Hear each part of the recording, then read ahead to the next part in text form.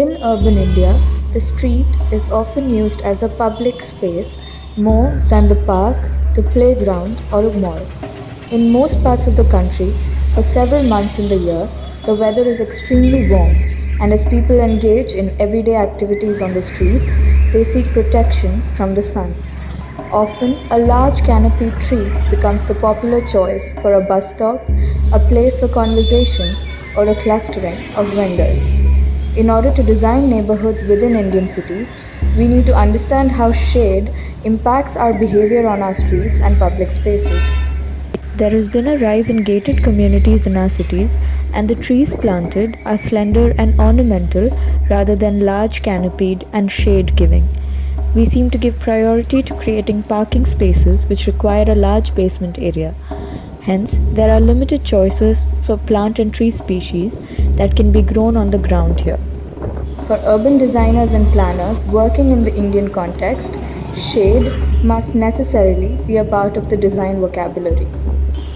At the Everyday City Lab, in order to work towards such an in-depth understanding, we began a shade mapping project in August 2022.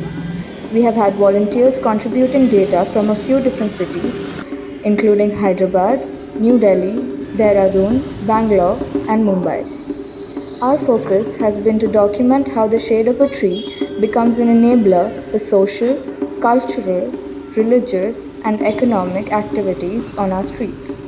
We interviewed different users, such as local residents, street vendors, the elderly, women, and children, with respect to how shade helps them on an everyday basis. In our interactions with the users of these spaces, we were able to unearth their insights into how this shade in their cities has changed in their experience and what that means for them.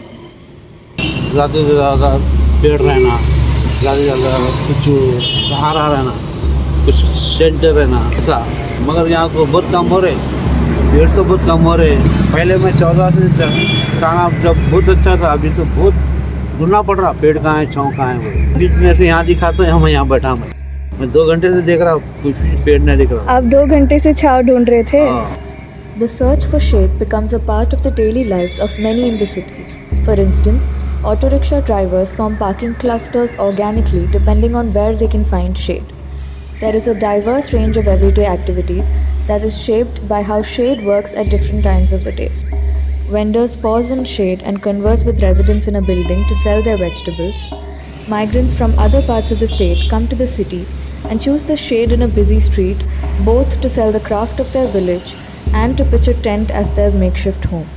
Shade used for religious shrines simultaneously provides shade to worshippers and others working in the vicinity who come here to rest. For some, shade enables informal economic activity, and in many other places, the shade of a tree provides space for old friends to pause for conversations. Shade in the city seems to oscillate between fixed positions and changing positions on the street. The various stakeholders, human and natural, negotiate with each other to create complex cycles of change and permanence. Some shade is lost to urbanity and human beings' quest for rapid development, while some shade is enabled by human interventions. One such relationship was highlighted in one of our interviews. मैंने पेड़ को हम खुद लगाए so government थोड़े लगाए थे। हाँ। हम पानी डाल के उसको बड़ा करें। और तब से आप यहीं पे हो? हाँ, तब से यहीं है। नहीं, आगे एक पेड़ था, वो तो गवर्नमेंट ये लोग कट कर दिए। He has been a caretaker of the tree, and in return, the tree has provided constant and reliable shade for his work. The 40 years of nurturing it has made it his tree, his medium of claiming space in a bustling corner of the city. The shade in the city has moved in several neighborhoods from being that of trees to those of flyovers. However, in some parts, trees remain untouched and continue to support livelihoods and nurture biodiversity.